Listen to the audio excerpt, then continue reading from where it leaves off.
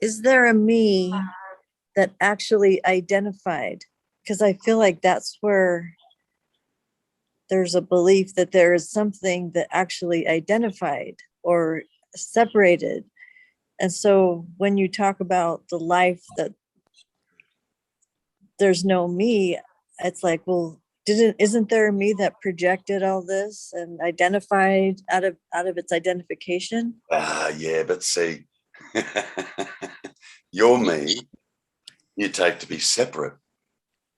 Your me, you take to be isolated. Your me, you take to be an individual, a person that has a location, has free will, and time is real. So to our relationships, they're real. Yeah. If you want to jump from there to make the statement, but isn't there a real me that's projecting all this? Cart before the horse. That's literally putting the cart before the horse. This personal Okay, sense. so I think Go on. I think my question is there actually something that identified? You said, and then I identified, or the me identified with the host identified with the parasite. Good. So Did that actually happen? There's no entity there. Yeah, so there's no actually anything that identified. Good. Okay, yeah, that's what I wanted to know. Good. Is that true? Yes, that's absolutely true. Nothing actually ever even identified. Correct. Now, what says otherwise? Just a thought. Diane, just a thought says otherwise.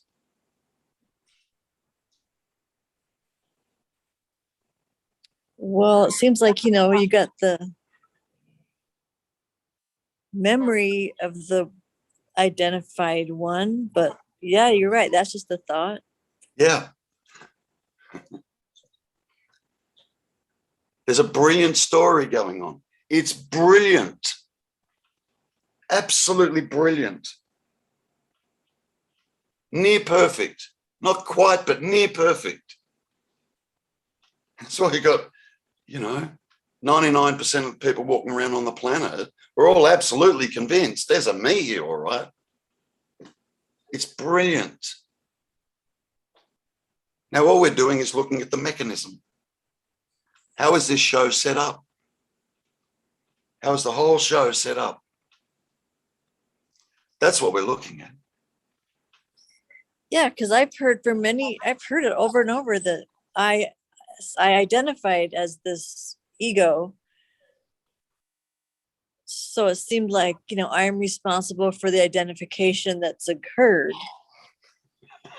Let's just look at that just for a sec. Yeah.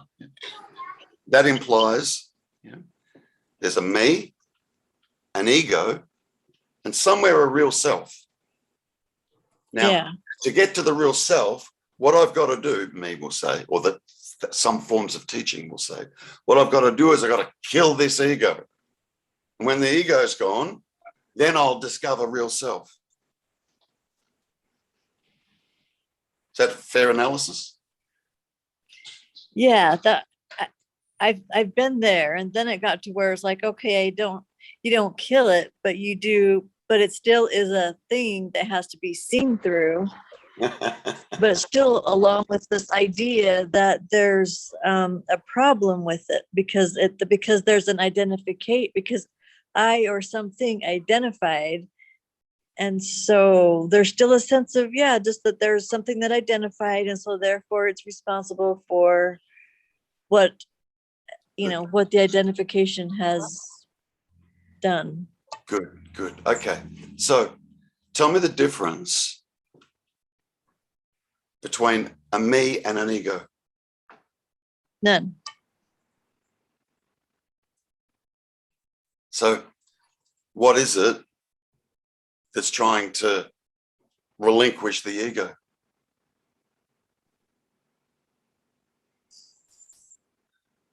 You just said a moment ago, there's absolutely no difference. And you're dead right. There is no difference. No. Yeah. So then the me or the ego really is just the thought of identification of there's a something that's identified with. Yeah. Oh. It's literally just a thought, Bjorn. Okay. But the reason I tried to explain a moment ago why that gets confusing is because it feels like there's a me here. And this feeling of a me is not the me. But the mere fact that this feeling of self has been identified with our whole life, this is what makes the me feel real. Now, all we're doing is dismantling the me, completely dismantling it, unraveling it. That's clearly, absolutely seen without any doubt what that is. Now, what are you left with? Just this being. And that's what we're looking for.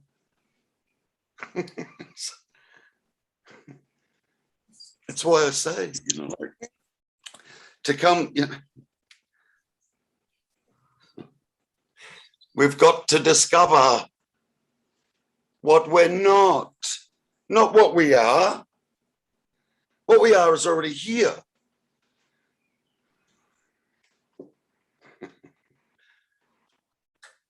I sometimes refer to the me and the ego, Diane, as the migo. Hey, amigo. Yeah, it's the same thing. It's not me and an ego, for God's sake.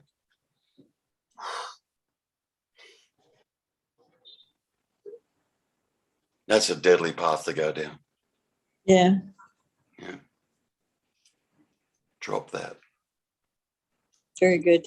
Got to suppress this ego. I've got to keep this ego in check. Who's keeping it in check? What?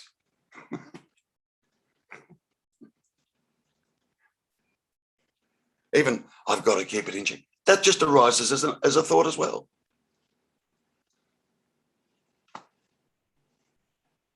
There's the presumption that I, me, am the thinker.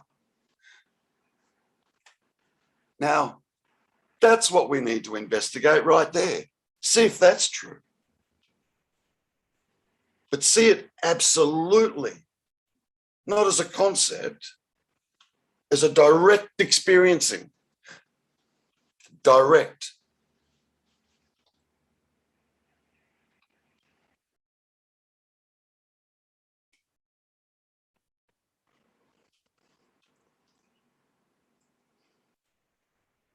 See,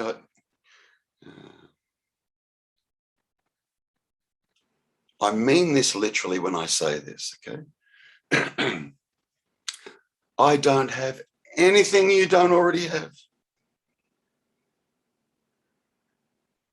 Nothing. I haven't arrived somewhere where you're not. I don't know something that you don't know.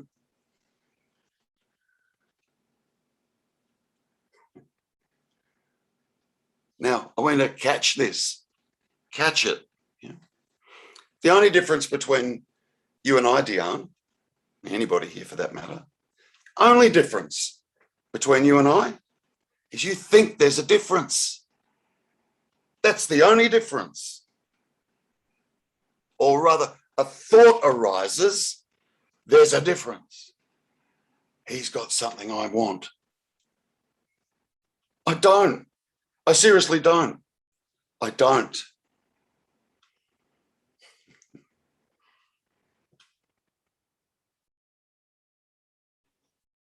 That's why I laugh a lot. It's like, it's what happens is so absurd. Yet I'm moved. I couldn't do otherwise. Yet I'm moved to turn up here and whatever comes out and whatever. I don't have anything. Nothing. I don't.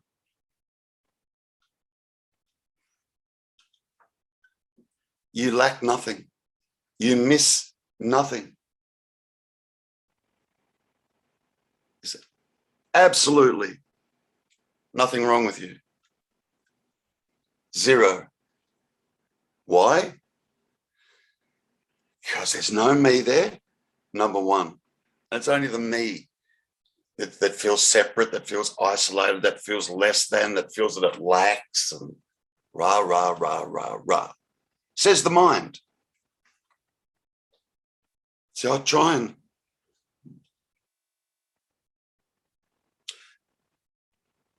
if you can start to see that this me that I've been taking myself to be my whole life, this me is the mind only.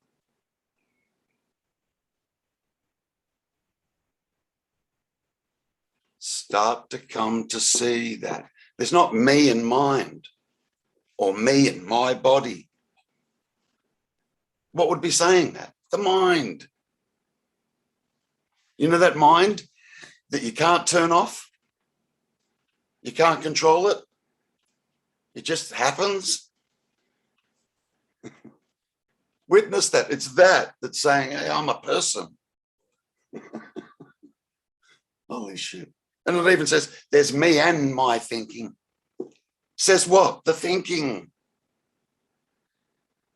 It's all contained in the story, the whole thing, the whole show.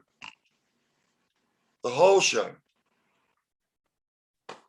We're like, you know, you're not in there. The story's not personal. It has zero to do with you. Witness that. Witness it.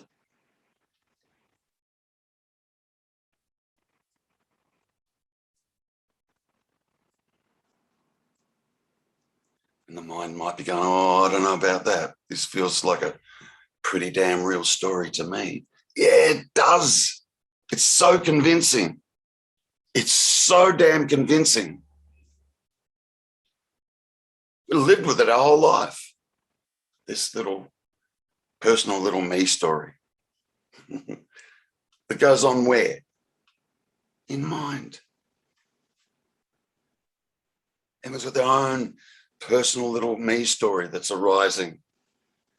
No one knows your me story like you know the me story. No one knows it. No one. Even when we go and spend time with a psychologist or a therapist, I don't care how much time you spend with a psychologist or a therapist, they're never going to know your me story. They're not.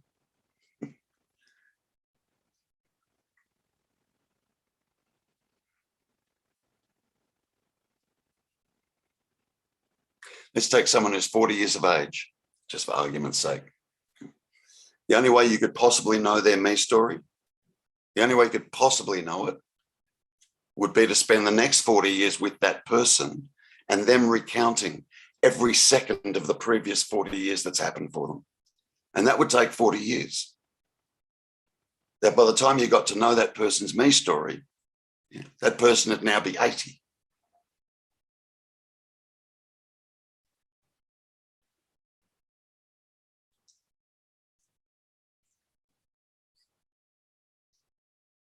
How long does it take us, you know, when we meet somebody that we haven't met before?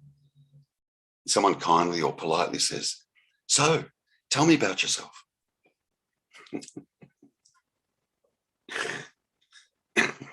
And we might, you know, spurt out 30 seconds worth of dialogue. That's supposed to add up to me.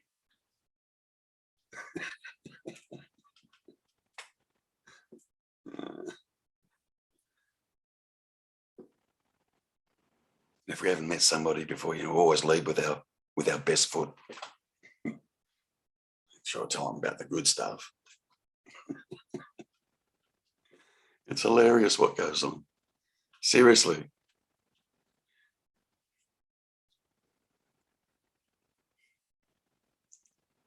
You're not the author. You are not the director. And you are absolutely not the producer of the story. You think you are. We totally believe we are.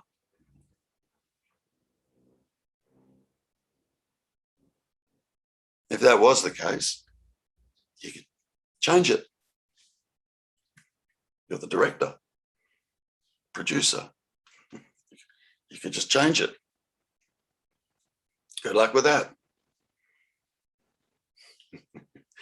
Good luck with that.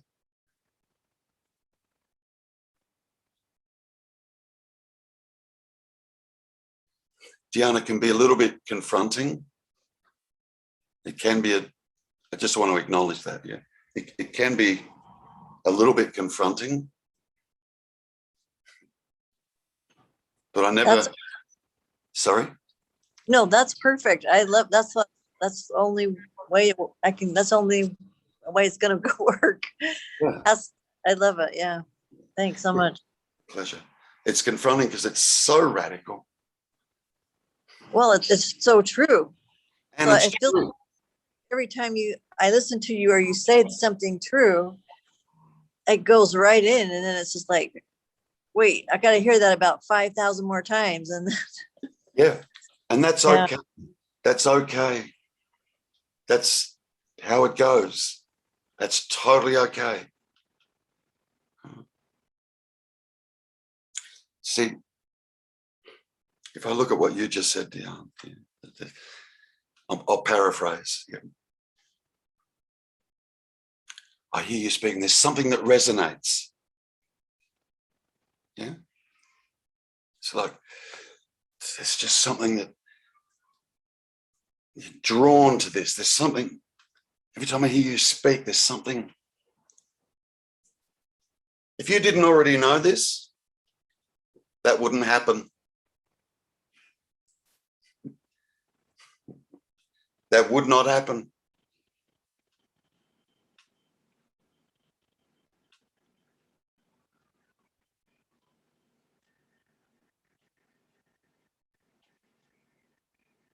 Just what I mean when I say, I don't have anything. And I mean this literally. I don't have anything you don't already have. Nothing. Absolutely nothing.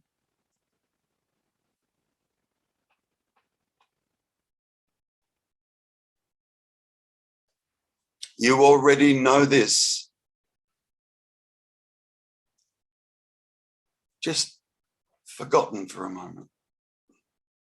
Fallen asleep. There's a dream going on. And then you have the likes of me or whoever just trying to wake you up from a dream. That's all. And then when you do awaken from that dream, here you are.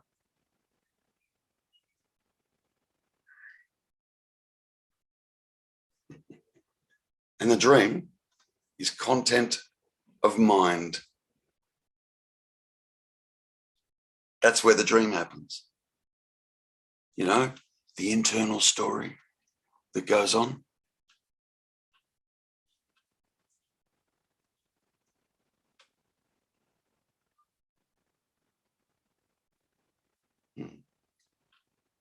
Thanks, Dion.